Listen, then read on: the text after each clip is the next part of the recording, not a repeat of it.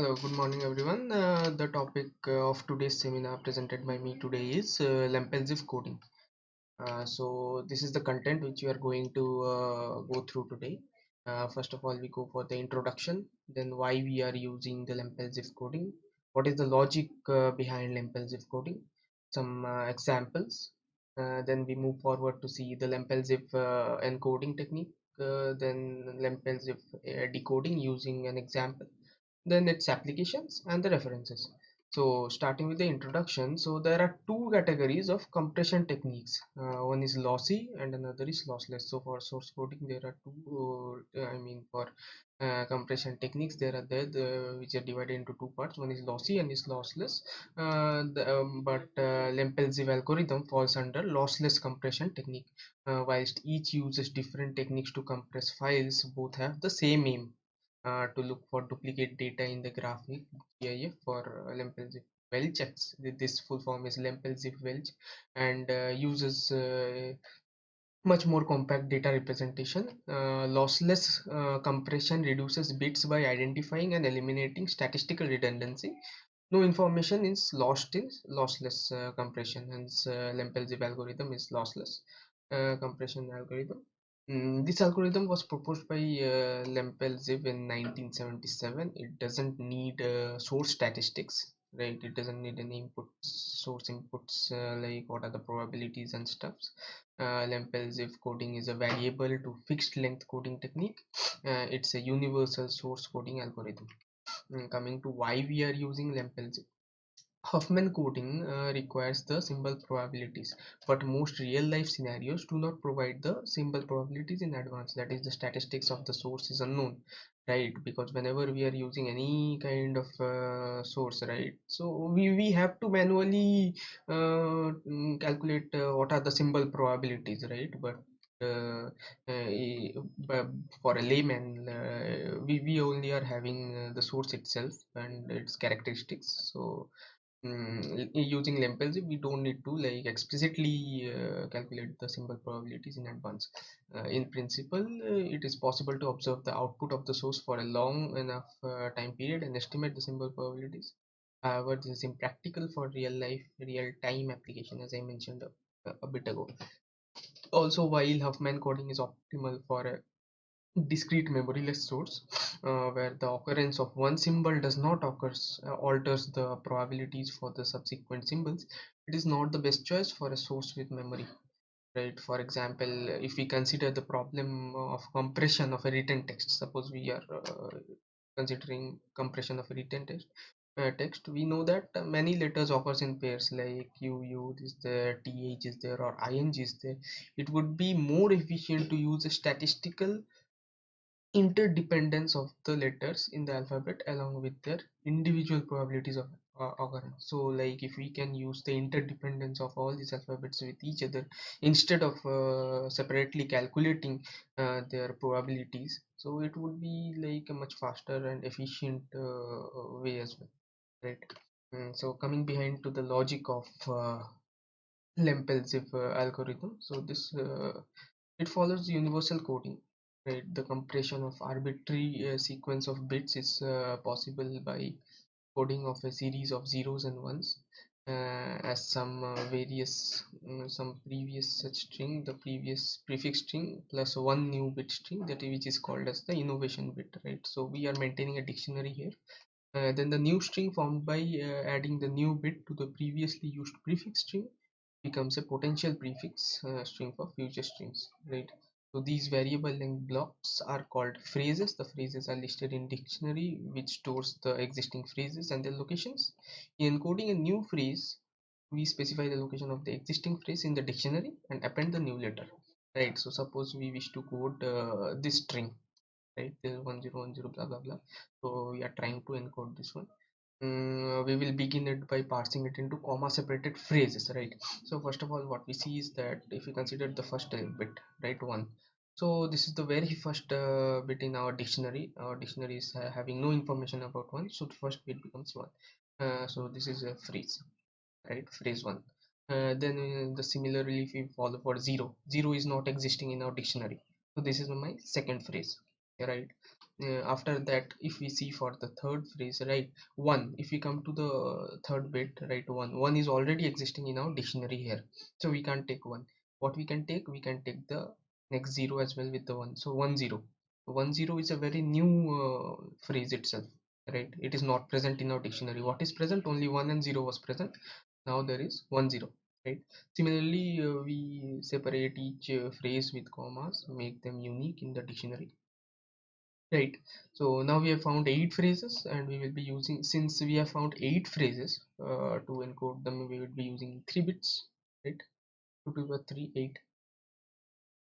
So correspondingly, this is how we are phrasing it, right? 0 0 0 1 0 0 0 0 0 0 1 0. So this will be more clear if we refer to the table on the next page here.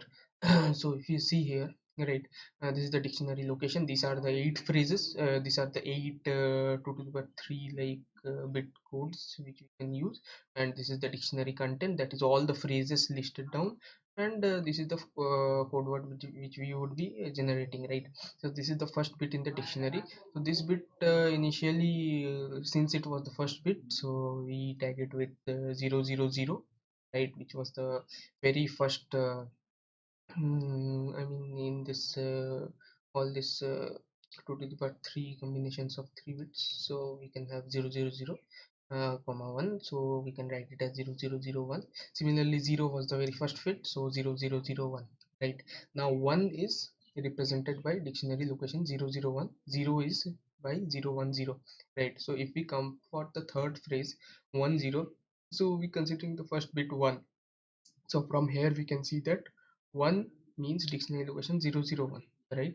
So what we are doing, we are simply pasting 0 0 1 here and pasting the upcoming 0 of the phrase to the next bit, right? So it becomes, the code word becomes 0 0 1 0.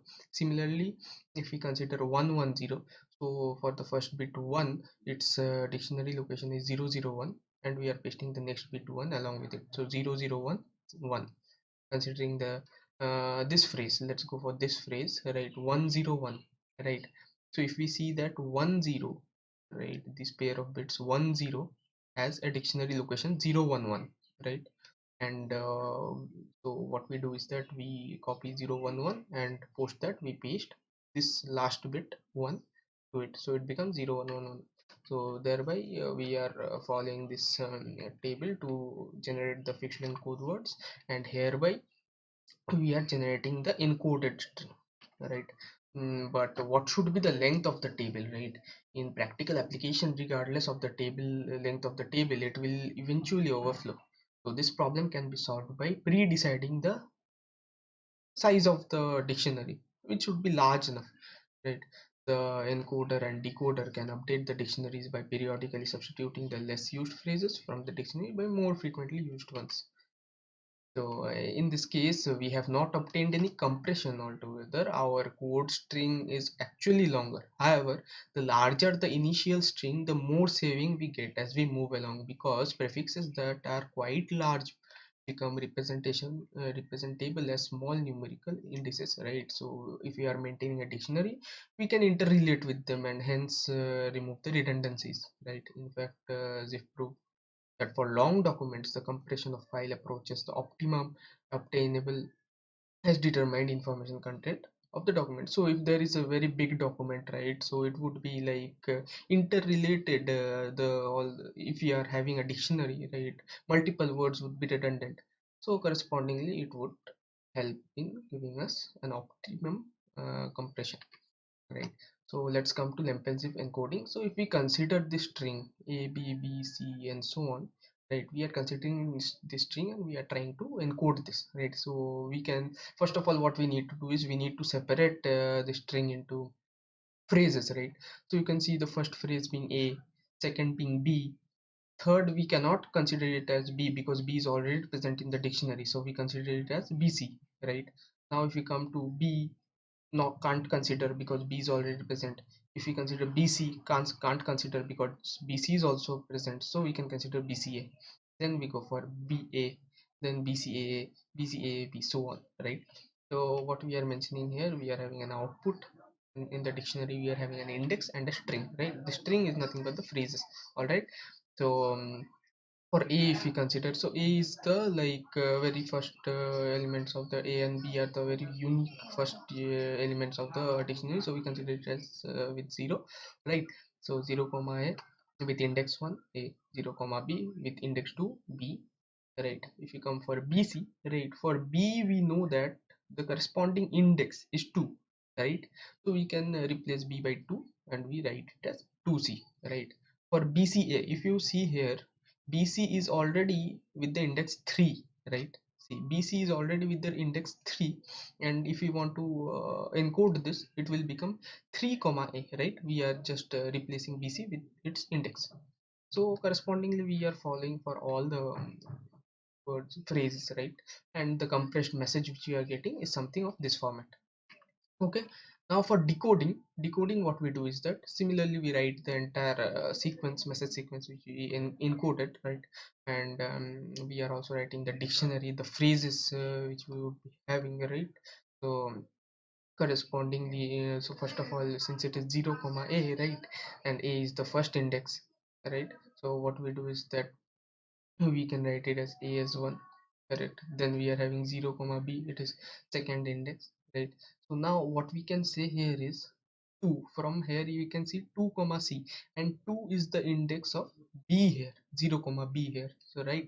So in place of 2 we can simply write b, so the message becomes bc, the phrase becomes bc, right?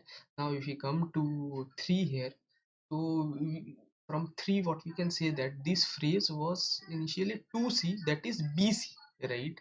So what we can do, in place of 3 we can simply replace it by bc, so the code becomes, the message phrase becomes bca, right? Similarly we are following this technique and we can also get the decompressed message at the end. This is how Lempel Ziv coding works. Lempel Ziv, let's consider the applications of Lempel Ziv algorithm. So it is widely used in practice, right? The compress and uncompress utilities of Unix operating system used a modified version of this algo. The standard algorithms for compressing binary files use code words of 12 bits and transmit one extra bit to indicate a new sequence. Using such a code, the Lempel Ziv algorithm can compress transmissions of English text by about 55%, whereas Huffman code, on comparison to Lempel Ziv, gives lower transmission by only 43%.